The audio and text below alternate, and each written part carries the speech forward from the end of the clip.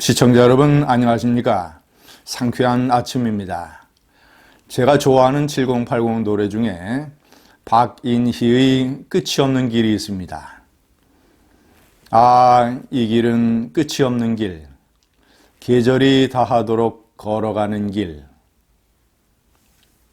조국과 문재인의 길, 조문로. 조문로는 끝이 없는 거짓말의 길입니다. 걸어가도 끝이 없는 거짓말의 길 조문로. 1km마다 조국의 거짓말이 하나씩 튀어나오고 있습니다. 오늘 아침에는 또 동아일보가 놀라운 뉴스를 전했습니다. 장영표 단국대 의대 교수, 조국의 딸을 논문의 제일 저자로 조작을 해준 장영표 교수의 아들이 인턴 품앗이를 한 것 아니냐라는 의혹에 대해서 조국은 계속 부인을 해왔습니다. 청문회에서 장영표 아들의 이름도 모르고 얼굴도 모른다고 얘기를 했습니다. 그러나 장영표 교수 아들이 검찰에 가서 진술한 내용이 동아일보의 취재 결과 확인이 됐습니다. 직접 전화를 받았다. 조국에게서. 제가 거짓 블루스 5가지 중에서 첫 번째로 옆에 명기를 해둔 조국의 딸이 단국대 장영표 교수한테 가서 인턴을 한 것은 고등학교 1학년, 한영외고 1학년 때입니다. 2007년. 그리고 1학년 때 한 것을 2년 후에 장영표 교수가 2009년이죠. 그러니까 고등학교 3학년 때 대학 입시를 위해서 논문 제일 저자로 등재를 해주고 그 논문이 세긴에 올라간 것이 2009년입니다. 2년 후에.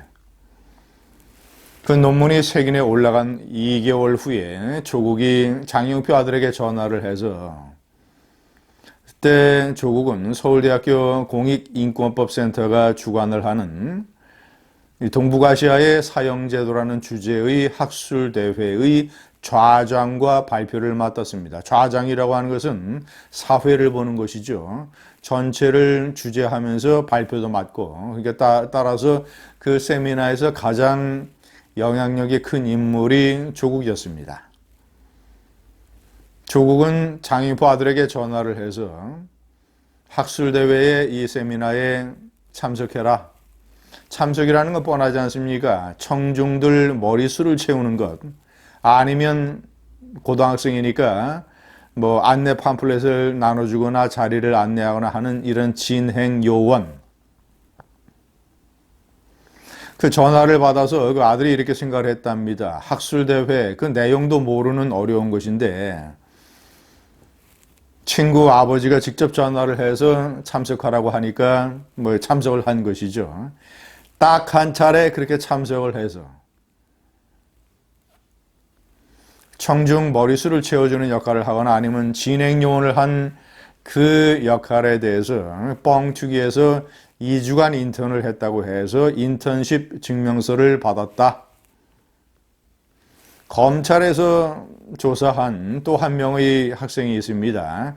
조국의 법대 동기생의 아들, 역시 인턴 증명서를 받은 친구인데 그 친구도 검찰에 가서 똑같은 얘기를 했습니다. 세미나에 한번 참석한 것뿐 2주간 인턴 활동은 없었다. 조국은 청문회에서 그 장영표 아들의 이름도 얼굴도 모른다고 얘기를 했습니다. 설마 장영표 아들이 자기에게 불리한 것을 세상에 얘기하겠는가? 이런 강한 확신을 가지고 국민들에게 거짓말한 것 아니겠습니까? 두 번째, 인턴 증명서는 이 조국 가족이 공동으로 아주 위조한 것 아니겠는가라는 의심까지 듭니다. 왜냐하면 2009년에 위조를 한 것이니까 딸의 같은 경우에는, 딸과 장영표 아들 같은 경우에는 2009년 이 동양대 총장 표창장을 위조한 정경심 교수는 일종의 위조에 상당한 테크닉을 가지고 있는 인물일 겁니다. 조국 자택의 컴퓨터 하드디스크에서 발견된 인턴 증명서 파일, 그 파일은 도대체 누가 만들었겠는가? 공익인권법센터의 실무자가 만들어서 보내준 것일까? 저는 그럴 가능성이 대단히 낮다고 생각합니다. 그 실무진이 한인서 원장은 자신이 지시한 적이 없다고 하는데 보고받은 적도 없고, 아니 원장의 지시가 없는데 그 센터의 실무자들이 왜 그런 가짜 인턴 증명서를 만들어 주겠습니까? 뭔가 조작한 거 아니겠는가? 위조한 거 아니겠는가? 제가 인터넷에 놔두는 인턴 증명서 파일을 보면 좀 수상합니다. 그 밑에 공익인권법센터의 영문 표기가 Center for Public and Human Rights라고 되어 있는 것을 제가 봤습니다. 그런데 상식적으로 생각을 할 때 공익인권법센터는 Center for Public and Human Rights Law, 법이라는 law라는 단어가 들어가야 됩니다. 그런데 law라는 단어가 빠져 있습니다. 이것도 엉성한 것이고, 조국 딸이 고등학교 3학년일 때 그 허위 증명서가 만들어졌으니까, 그리고 장영표 아들 것까지 만들어서 같이 갖다 줬다고 하니까 조국 딸이 또 개입한 것 아니겠는가? 왜냐? 고3이고 한영외고를 다녔으니까 컴퓨터에 상당히 능숙했던 것 아니겠습니까? 합리적인 의심 아닐까요? 세 번째, 조국의 아들이 뒤늦게 인턴 증명서, 가짜 인턴 증명서를 발급받아서 연세대학교 정외과 대학원에 입학 자료로 냅니다. 그것이 2017년 하반기죠. 2018년 1학기에 입학했으니까 입시 전형은 2017년 하반기에 이루어졌습니다. 불과 2년밖에 안 됐습니다. 조국이 민정수석으로 있을 때. 그 전학기에는 입학해서 떨어지고 두 번째 붙은 학기 때 인턴 증명서를 첨부를 했다고 합니다. 그런데 그 대학 입시 요강에는 대학생 때 활동한 것만 내라. 고등학교 때까지는 필요 없는데 냈습니다. 그런데 그 면접 시험표가 서류가 그 전에 2년 것까지 포함을 해서 3년치가 전부 다 사라졌다고 합니다. 누가? 연세대학교는 그것이 왜 사라졌는가 모르겠다고 한답니다. 누가? 유령이 와서 없앴을까요? 네 번째, 조국의 여섯 번째 거짓말. 조국은 하도 거짓말로 드러나서 그 기억하기도 상당히 어렵습니다. 딸의 출생신고를 할아버지가 했다. 이거 거짓말입니다.